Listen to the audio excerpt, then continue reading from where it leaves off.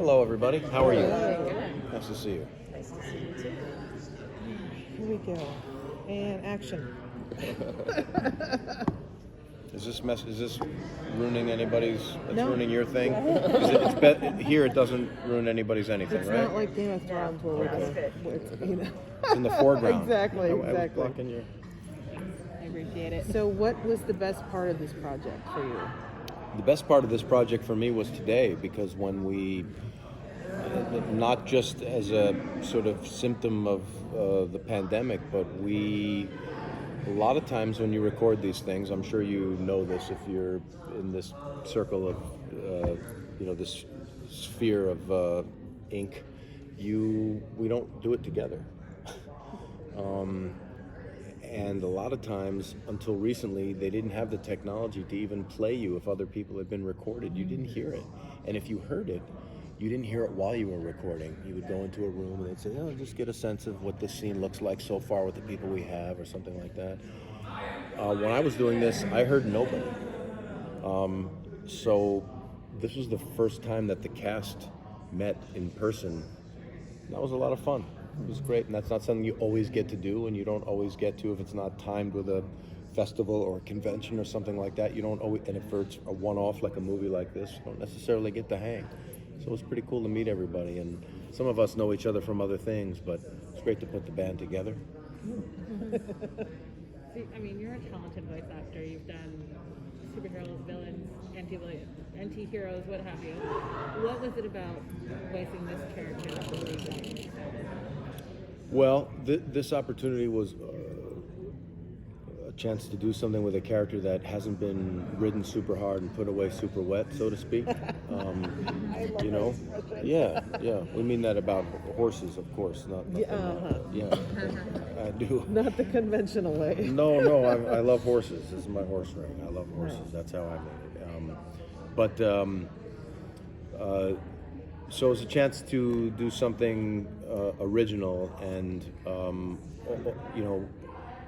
the sort of tyranny of a lot of these characters that we've heard so much from, and maybe the beauty too. It's sort of a bug and a feature of the process is that some of these characters have been done over and over again and again, and there's a long lineage of people who have played them and other things, and that's awesome, and there's a place for that, and I'm a fan of so many of those, where you meet somebody and they're like, you're my whatever, because 10 people have done it or whatever it is, right?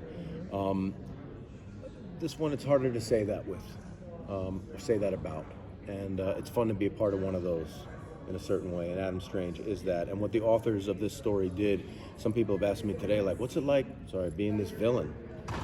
And it's like, well, who says he's a villain, right? So even, what's it like to, if they haven't seen it, because not everybody has, obviously, what's it like to wear that suit that he wears? And it's like, how do you know he wears it? And those are all true in this case. So that's what's cool about this one, is that you can't necessarily, if you bring your preconceived notions of the few places that he's reared his head before, that's not what you're going to find here. Whenever you're approaching a new voice character, where do you start in terms of deciding what they will sound like? It's different in each case in terms of where I would start, but I can tell you, to tie it to this, when you meet Adam Strange, he hasn't spoken in a long time, and he also isn't very confident and doesn't really believe in himself anymore, and is very much in need of a second chance, and has been traumatized and is weak. And I started with the voice up in the throat a little bit more, and as the story arc went on and he found a little bit more of his center and a little bit more of his confidence and a little bit more of his self-worth and sense of himself, and moved it down a little further into the belly and rounded it out a little more. And whether that reads or not, it was something to put a hook into, to answer your question there. Yeah, I was wondering, what is the most difficult emotion to convey through just your voice? Because, so many people rely on physicality to also convey emotions, or so. What's the most difficult emotion in your opinion to? Those are all great points that you make, by the way. And if someone were to teach a class in voice acting, if I were to, and I had the opportunity to do things like that in the past and stuff. You don't have the same tools and tricks available to you. You can't, like you guys right now are, that's not there. And maybe it's in the animation, but when you're doing it, in a lot of cases, the animation doesn't even exist, or they can't show it to you, or you're seeing some very rudimentary version of it. I think overall, what's hard, what isn't available to you, and is kind of a theme of this conversation, is the chemistry, because you do it separately. So it's not so much singling out a particular emotion for me in my case. It's finding a place to put a hook into relationships that aren't there. When we're communicating with each other, the thing about being out here today is that there's energy and there's chemistry and there's people reacting to one another and seeing things and feeling things, and there's good groupthink, and there's the good version of sort of mob mentality, if there's such a thing, where everybody's excited. When you go to a baseball, you go to a sporting event or a concert or a convention and you're excited about something, people feel it. When you work alone, you have to create all of that in your head, and the thing that's always missing, or often is missing when you work alone, is feedback. Well, especially for an actor like yourself that's been in the business for a long time, that you have such an incredible resume. Wow. I've been a fan. I can't even tell you how long. Really? Thank you. But When I was a teeny bopper? Oh yeah. As the Yeah. world turns. Wow. I think we're probably about the same age, but it's. Do you prefer animation to, or the voiceover rather, animation to actually acting? Like regular acting, I guess, or Live action.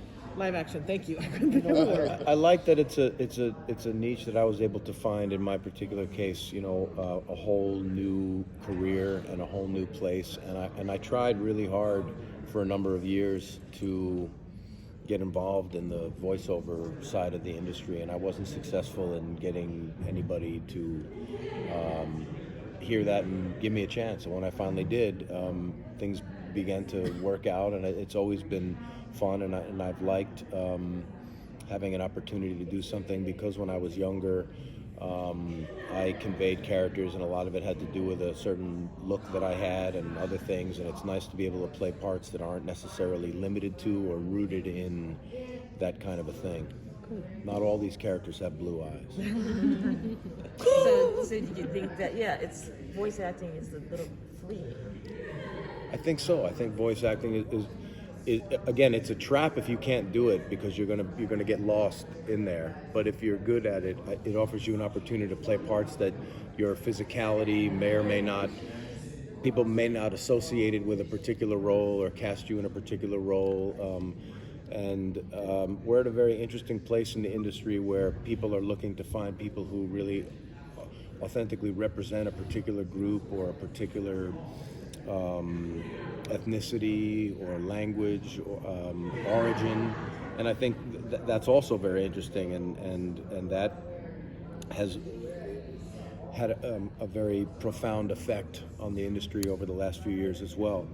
But I still think, even with all of those specifics being brought to bear to the process, if this makes sense, that you still don't have to look exactly like what someone might expect, or what the character is drawn like, whatever that means. So it really does kind of transcend and break some of the boundaries that you may be stuck with in your physical representation. Yeah. As Jessica Rabbit said, I'm not bad, I'm just drawn that way. Totally. That's awesome. Yeah. I mean, we're here at Comic-Con and it's celebrating all sorts of fandoms. What fandom would you say that you're a part of? Wow.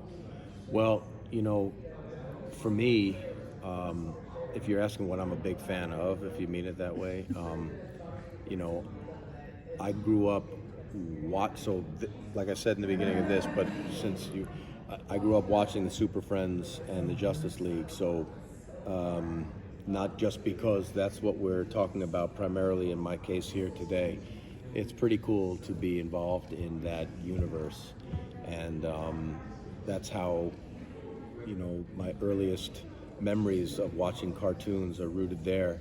The superhero I watched in live action on TV was the Incredible Hulk, and I still to this day when I hear that music, it's just I'm possessed by it. As soon as I hear it, We'll play for you when you walk up. yeah, exactly. But so I'm a huge fan of the Hulk, and he's done so many versions by Fred Tatasciore, and I've had the pleasure of working with Fred on a lot of things, and also consider him a friend, and I hope he feels the same way. But I love the Incredible Hulk. I'm also a huge $6 Million Man. Oh yeah. This is all 70s stuff. And I'm possessed by that music and that show opening as well. Yes. Anyone who was around for that was. So, That's yeah.